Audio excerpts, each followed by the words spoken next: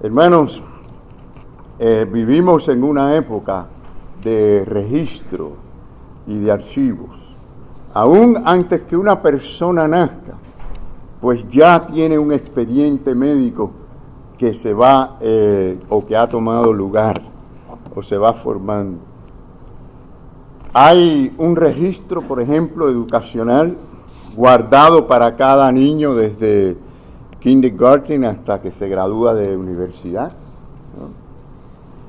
Los vendedores tienen también su registro para marcar sus ventas. La gente de negocio tienen también sus datos para poder informar o mostrar sus pérdidas o sus ganancias.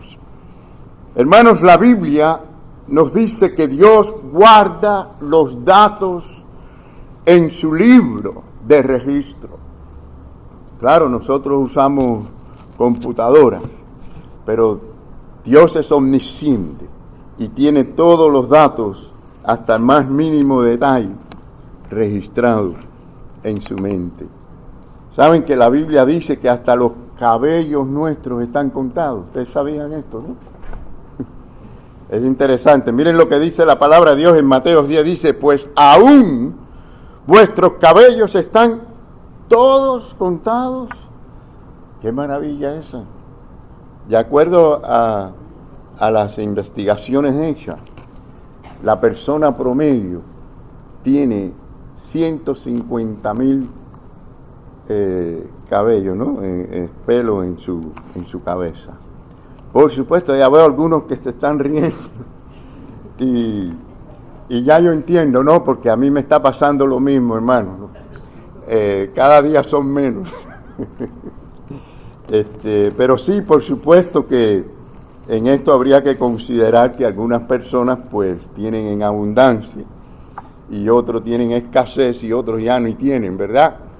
Así, esta es la realidad. Pero Dios también tiene registrado nuestros hechos, y no solo nuestros hechos, sino también todos nuestros pensamientos, todas nuestras motivaciones, es decir, las intenciones de nuestro corazón. Todo detalle, Dios lo tiene registrado. ¿Qué le parece? Y a través de las Escrituras se nos dice que vendrá un día en que nosotros tendremos que enfrentarnos a esta realidad de nuestro registro. Dice así la palabra de Dios en Romanos, nos dice, de manera que cada uno de nosotros, cada uno, no queda nadie fuera, dará a Dios cuenta de sí. ¿Qué les parece? También la Biblia nos dice que el día de juicio ya está programado, ya está por venir, está asignado. Dice también la palabra de Dios, por cuanto ha establecido un día en el cual juzgará al mundo con justicia por aquel varón a quien designó, es decir, Jesucristo, dando fe a todos con haberle levantado de los muertos. Miren, hermanos, si lo analizamos bien, como una cosa normal, ¿no? Frecuentemente a nosotros se nos llama a tomar en cuenta en esta vida, ¿sí o no? Por ejemplo, nadie se escapa del tío Sam, Uncle Sam. ¿Saben quién es el tío Sam, no? El IRS. el servicio, ¿cómo se dice? El servicio de ingreso interno, si fuéramos a traducir. Es decir, antes de abril 15 hay que registrar lo que hemos ganado, ¿no? Para los impuestos. El estudiante también es llamado a tomar cuenta cuando se le dan los exámenes. Algunas veces son durante el curso y otras veces al final del año escolar. Pero hay cosas, hermanos, que a veces nos sorprende por ignorancia, porque no sabemos, no comprendemos o no hemos aprendido, no conocemos las reglas del juego. Yo recuerdo hace años un inspector pasó por mi casa y me dejó una nota que tenía que recortar ciertas matas. O sea, las matas, tengo unas matas que están todo alrededor de la cerca, ¿no? Y y yo no sabía que había que mantenerlas a 6 pies de altura, y tenían como 7 pies de altura. Y me exigieron que tenía que cortarlas, ¿no? Y por tanto, hermano, hay que rendir cuenta, De igual manera, cada empleado tiene que rendir cuenta a su empleador. ¿No es así, hermano? Por lo tanto, creo que es bueno que de vez en cuando usted y yo tiremos un vistazo a nuestro registro eterno. El registro, sí, de nuestros logros. Por supuesto, lo que ha ocurrido ya en el pasado, no podemos borrarlo, no podemos cambiarlo, no podemos alterarlo. Solo podemos lidiar con las consecuencias de nuestras decisiones, ¿no es así? Pero aunque no negamos la importancia de ese registro del pasado, hermano, no se compara con la importancia que tiene lo que hagamos de ahora en adelante. A partir de hoy, Dios está mucho más interesado en nuestro ahora y en nuestro mañana que en nuestro ayer. Por lo tanto, hermanos, sería muy sabio de nuestra parte enfrentarnos al futuro con determinación, con fe, con visión, con obediencia al Señor.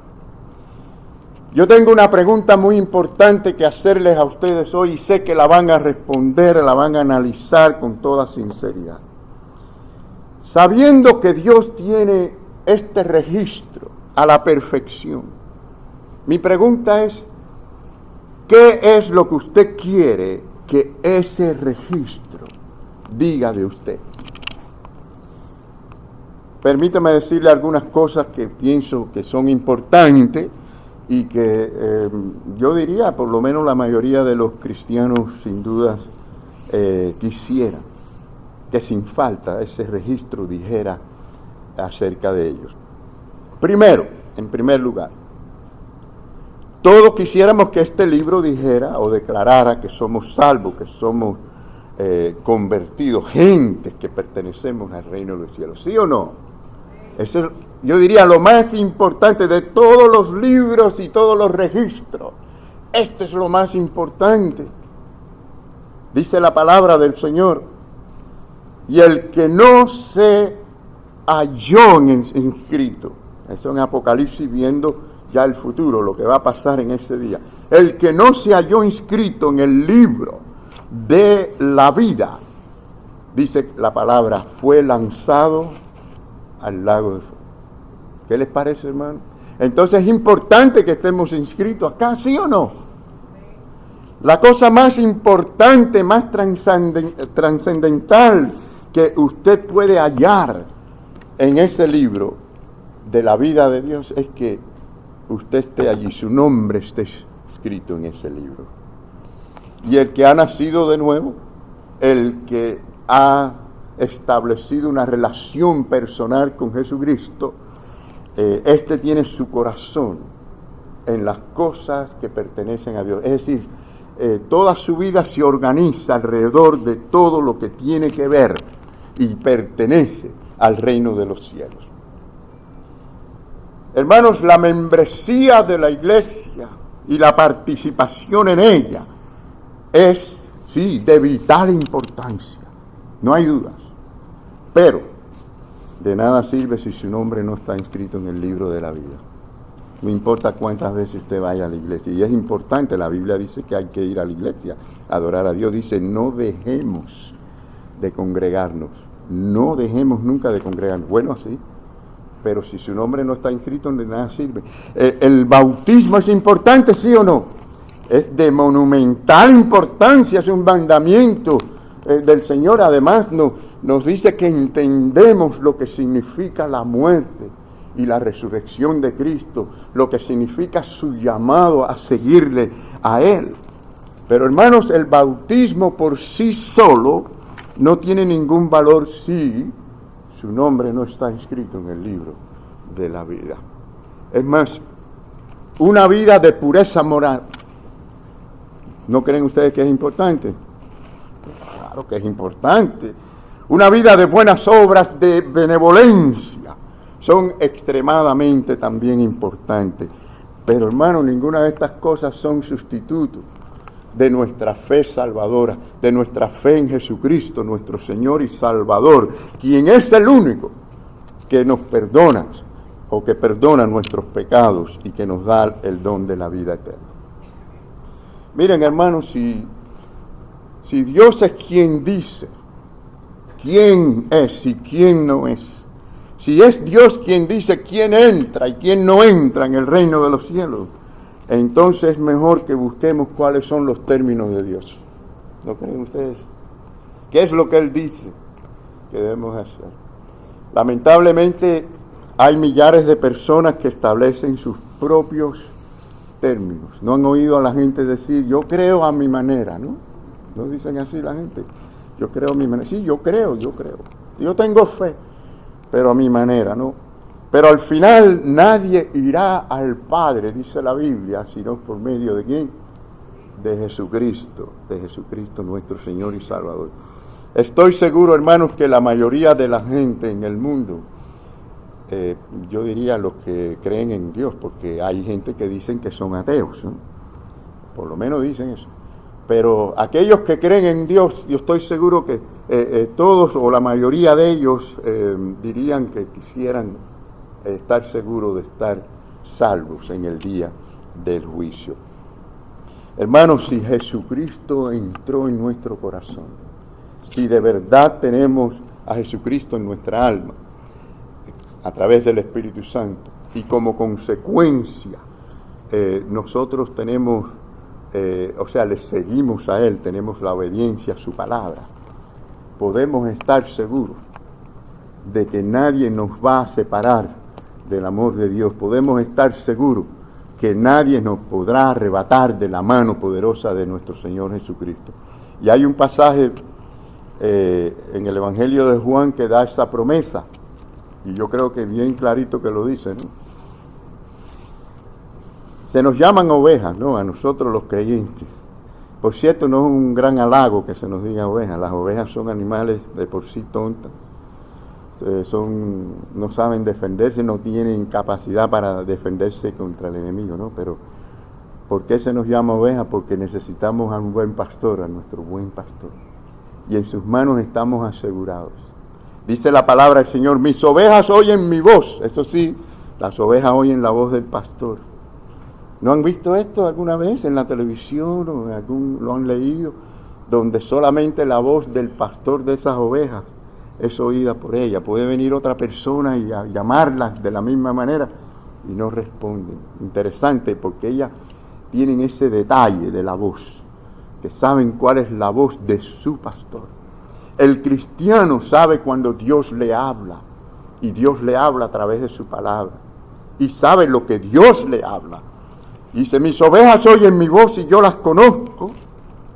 ¿Y qué más? Me siguen. Yo les doy vida eterna, vida que es para siempre, nunca termina, y no perecerán jamás.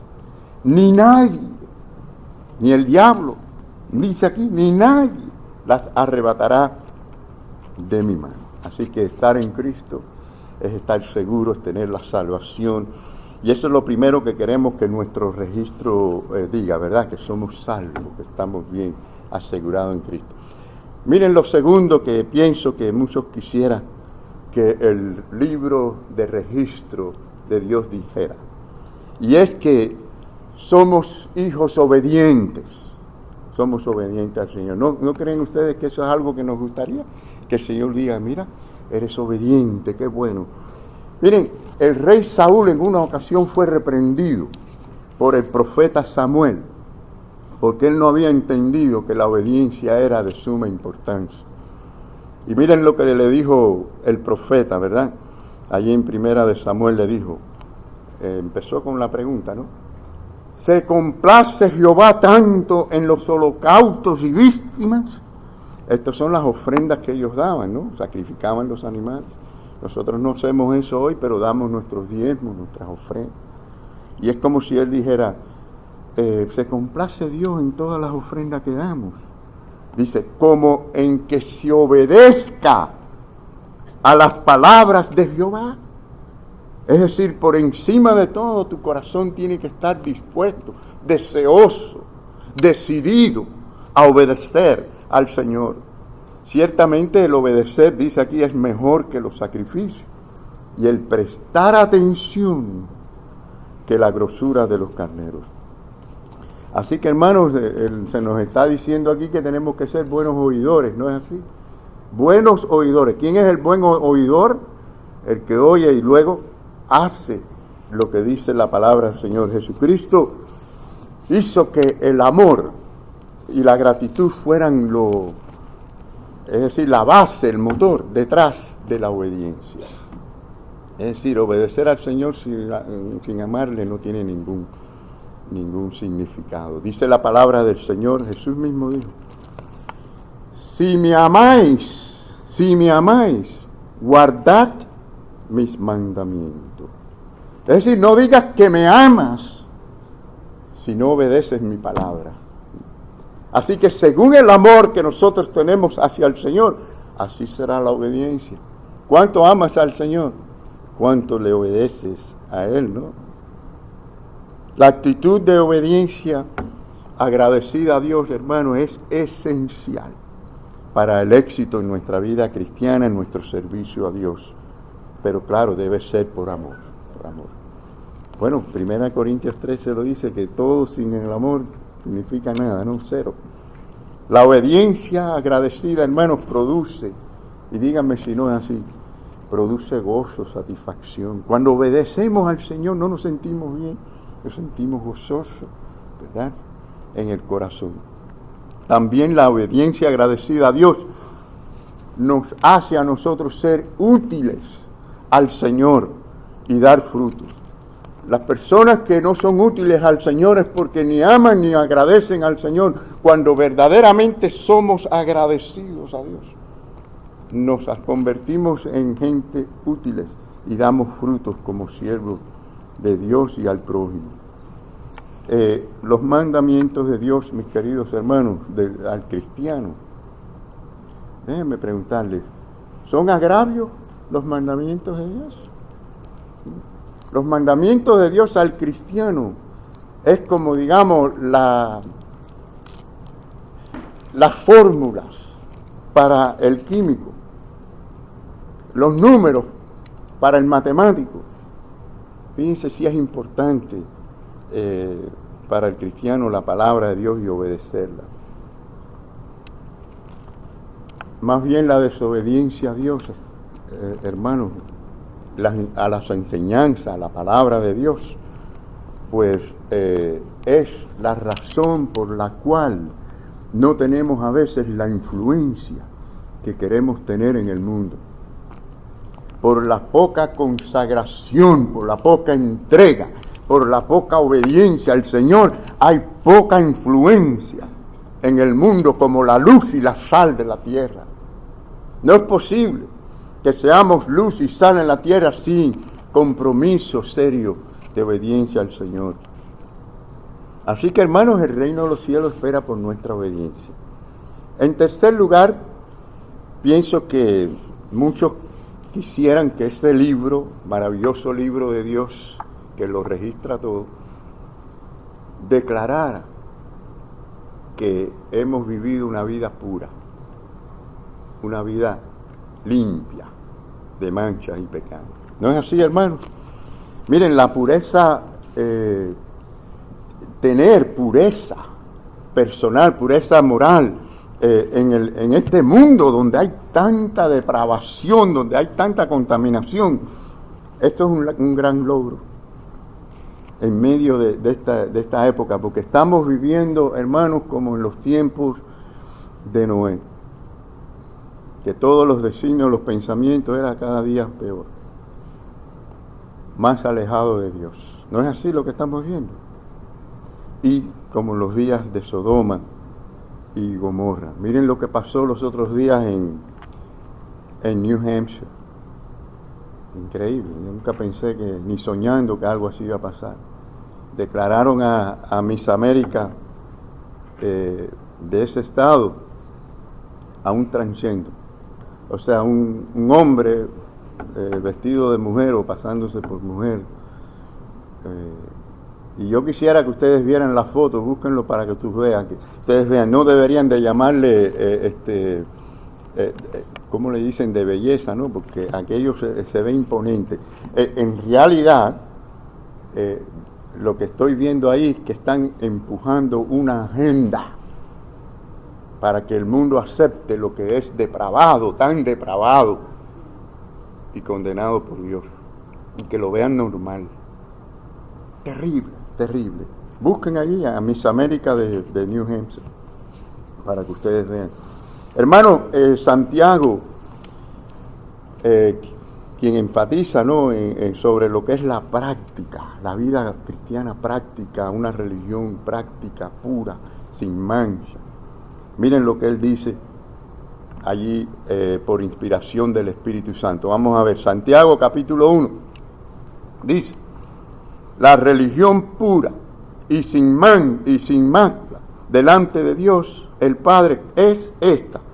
Ahora, él aquí lo pone en el orden inverso, ¿no? Primero pone la obra, lo que hace, algo que se hace que es bueno, pero después pone lo que hay en el corazón detrás de lo que hacemos. Dice: visitar a los huérfanos y a las viudas en sus tribulaciones.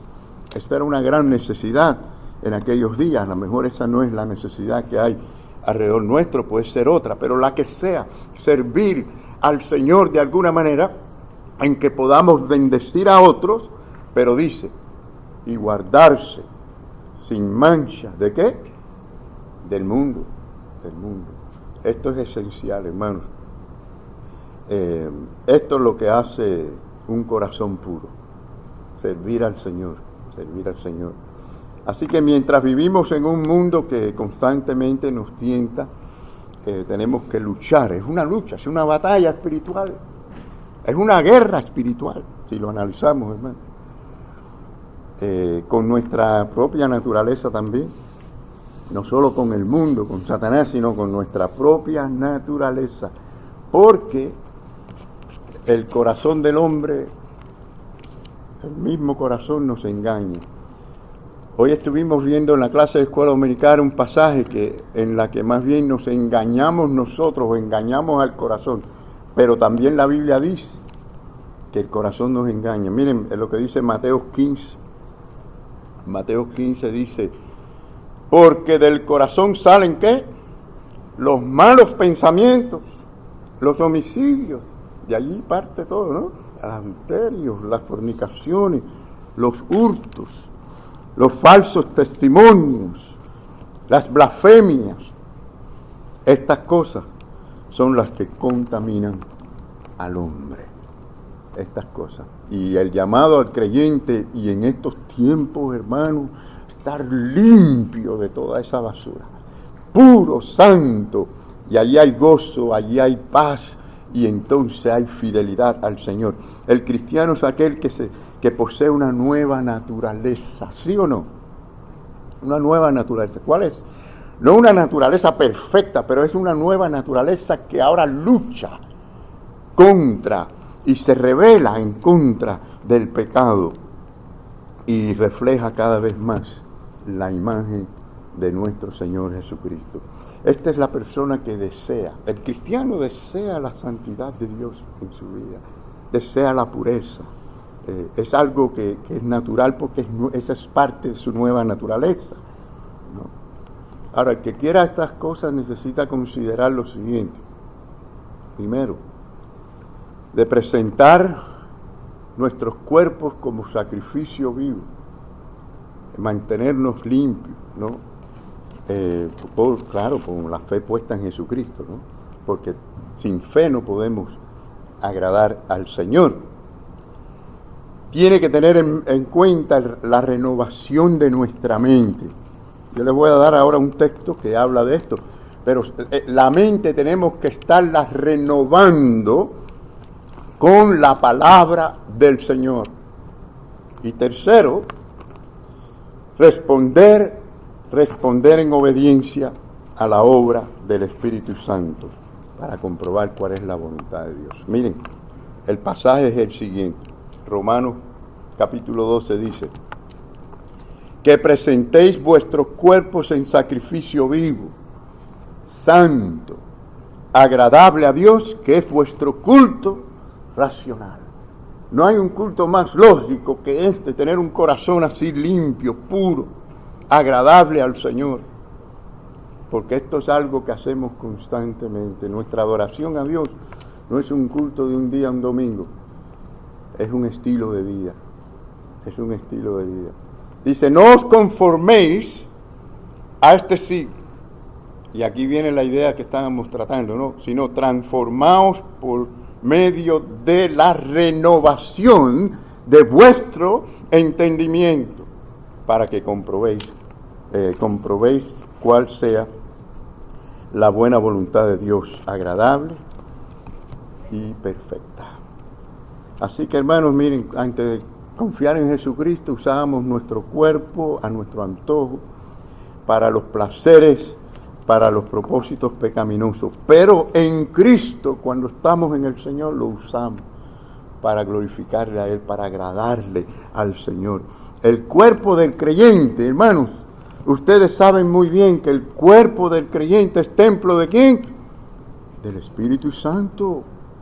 Es templo de Dios. Nos dice la palabra en 1 de Corintios, capítulo 6.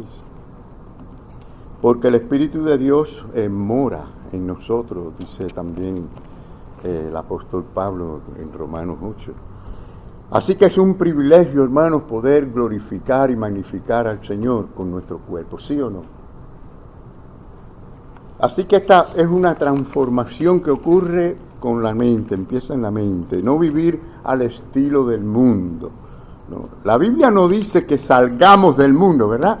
No nos dice esto. El Señor, cuando oró al Padre Celestial, le dijo, te ruego que no los quites del mundo. No. Tenemos que estar en el mundo. Ni que huyamos de la compañía de los mundanos. Nunca, a donde quiera que estemos, vamos a estar rodeados de gente del mundo, ¿no? En los trabajos, donde quiera. Pero que no vivamos conforme a ese estilo de vida del mundo. Así que estamos hablando, hermanos, de renovación de la mente. No es un nuevo cerebro, es una mente que se renueva a través de la palabra de Dios, que es su alimento para poder vivirla. Así que estamos hablando de la pureza. El Señor quiere que estemos limpios. La Biblia dice que sin santidad nadie verá a Dios. Así que es muy importante la santidad. En cuarto lugar, todos quisiéramos que el registro de Dios dijera que hemos sido fieles. ¿Cuántos queremos que esto sea una de las cosas que diga nuestro registro, verdad? Que hemos sido fiel al Señor. Apocalipsis 2:10 dice, no temas en nada lo que vas a padecer, para que seáis probados. O sea, no importa si es la muerte lo que te toca. No tengas miedo. Dice, sé fiel hasta la muerte y yo te daré la corona de la vida. Así que el Señor nos llama a ser, ¿verdad?, fieles a Él. Hermanos, la fidelidad a su palabra es importante. Y esto es mucho más que simplemente tener buenas Biblias y diccionarios y conocer de memoria muchas cosas. Es meditar en ella constantemente, como alimento, como tesoro para nuestra alma, para poder formar así nuestra vida. Fidelidad también a su iglesia, a la iglesia local. Eso es muy importante y es más que ser simplemente un miembro de la iglesia. Dios lleva a cabo su ministerio en el mundo a través de su iglesia. ¿Sabe usted esto, no? ¿Y quién es la iglesia? Usted y yo somos la iglesia. Todos acá, los creyentes, somos la iglesia. Y el Señor quiere llevar su ministerio al mundo y también a los creyentes a través de su iglesia. Por eso es importante, hermanos, si queremos ser fieles, tenemos que ser miembros en función, miembros activos, miembros involucrados. si queremos ser fiel al Señor.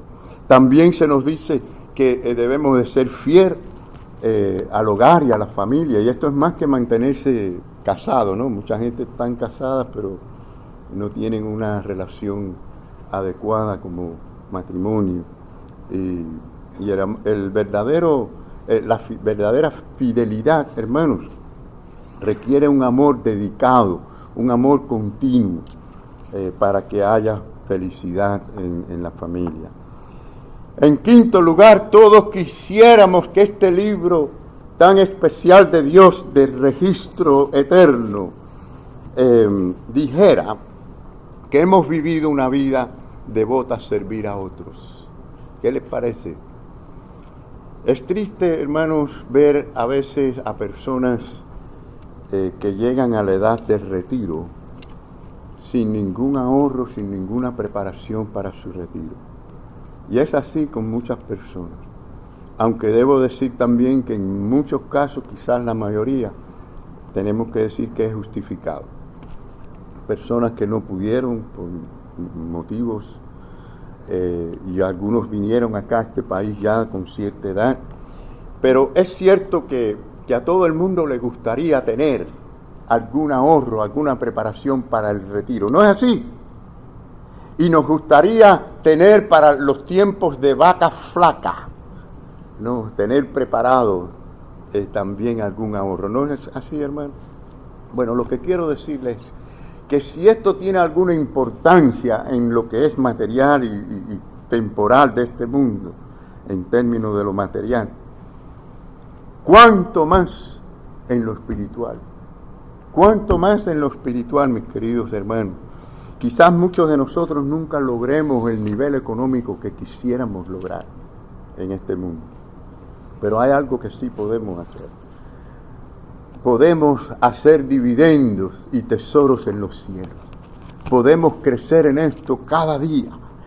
Si queremos que nuestro archivo celestial hable de nuestra generosidad, de nuestro amor, de nuestro servicio, tenemos que empezar a hacerlo ya, ahora, ponerlo en práctica en la iglesia del Señor.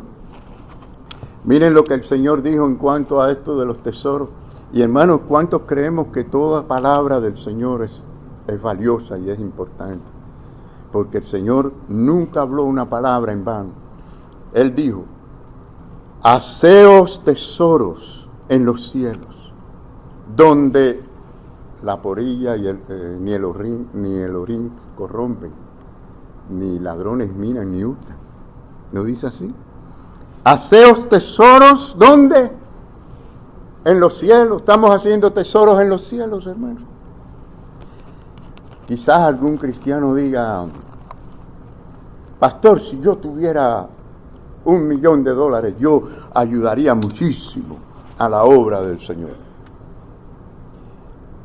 Mire, el que piense así, mejor que se baje de esa nube, porque la fidelidad a Dios no tiene nada que ver con la cantidad que usted dé o que usted tenga.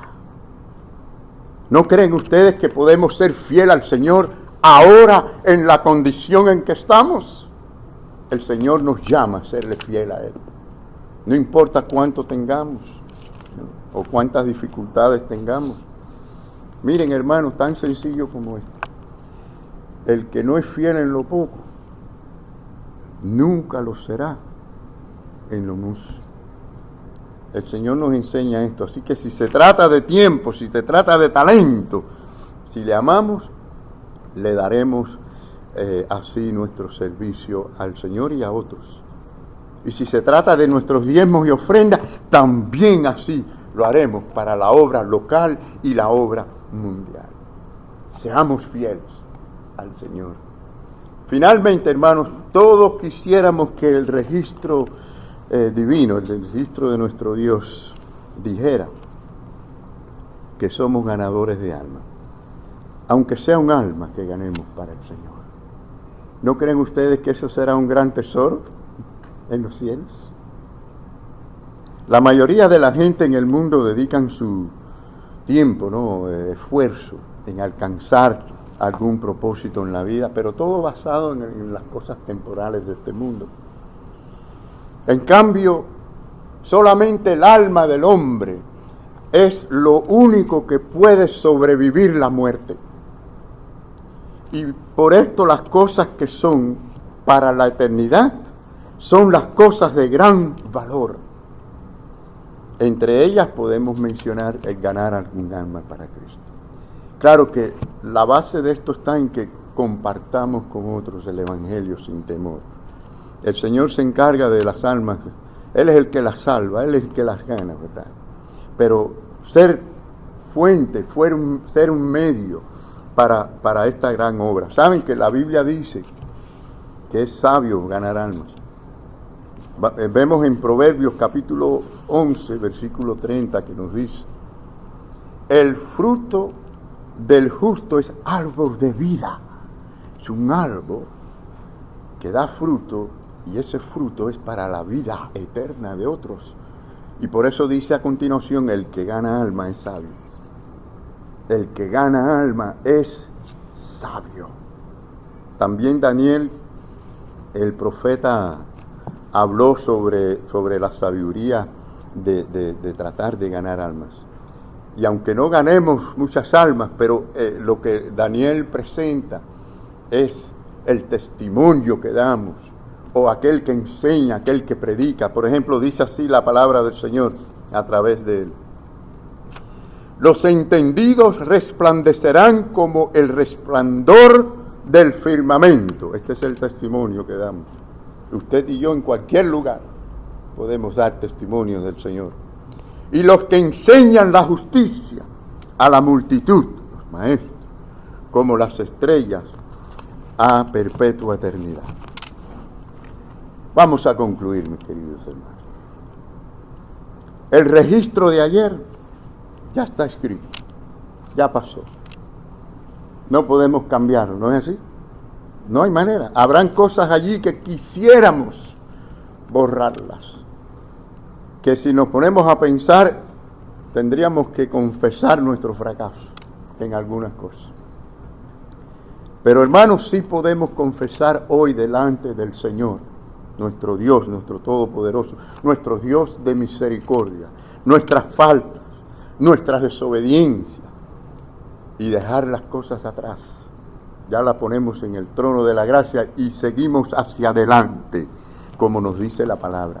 El mismo apóstol Pablo nos habló de seguir así, hacia adelante, como una gran meta. Dice así la palabra del Señor en Filipenses, dice: hermanos, yo mismo no pretendo haberlo ya alcanzado, pero una cosa hago, olvidando ciertamente lo que queda atrás, extendiéndome a lo que está delante, prosigo a la meta, al premio supremo del supremo llamamiento de Dios en Cristo Jesús. Qué maravillosa palabra. Que sea esto una realidad en cada uno de nosotros, este deseo, este anhelo. La Biblia nos dice, hermanos, que estamos asegurados en Cristo. Dice la palabra de Dios en Romanos 8:1. Dice: ahora pues ninguna condenación hay para los que están en Cristo Jesús, los que andan no conforme a la carne, sino conforme al Espíritu.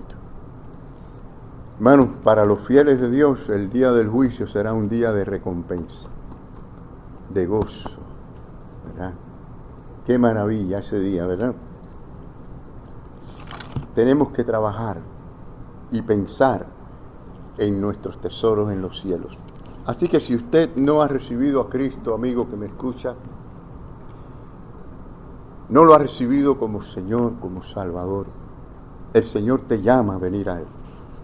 Ven a Cristo, que a través de su obra en la cruz del Calvario y su sangre derramada en la cruz, nos limpia de todo pecado.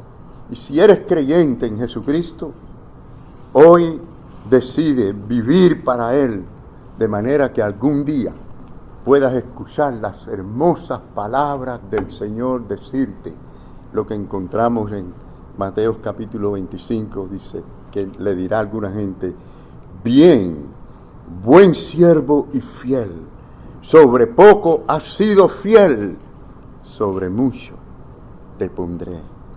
Entra en el gozo de tu Señor.